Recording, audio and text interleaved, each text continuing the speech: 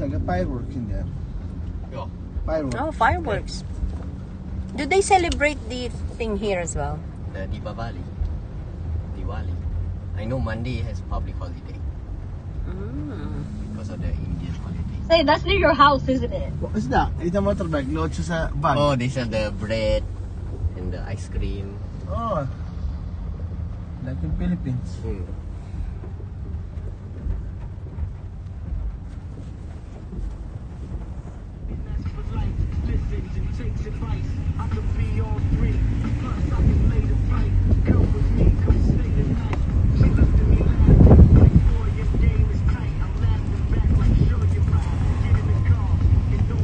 Everybody parking here. This is all my family. Really? Oh my God! A fish! Oh no! Oh my goodness me! Making me more even nervous now. My goodness me, Fizzy.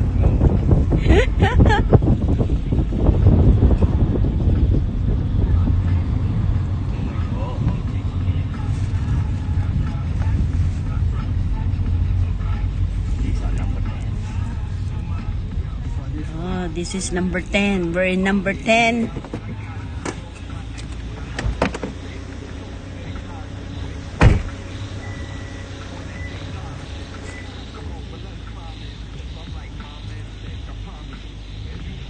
Laki din. Ha?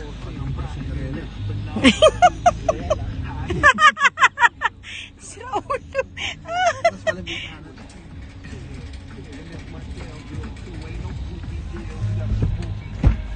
my God. So your granddad, is that car of yours? No, this is mine. This is my granddad.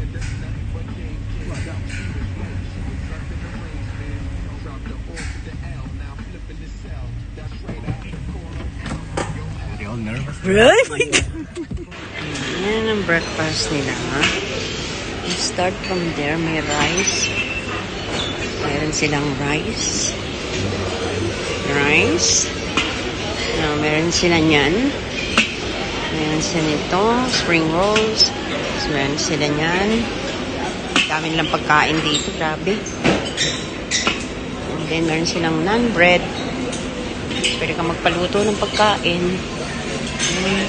May sausage doon, hash brown, baked beans, at saka merong baked beans, at saka meron silang porridge. Ayan, porridge yan. So, yan yung mga sides na yan.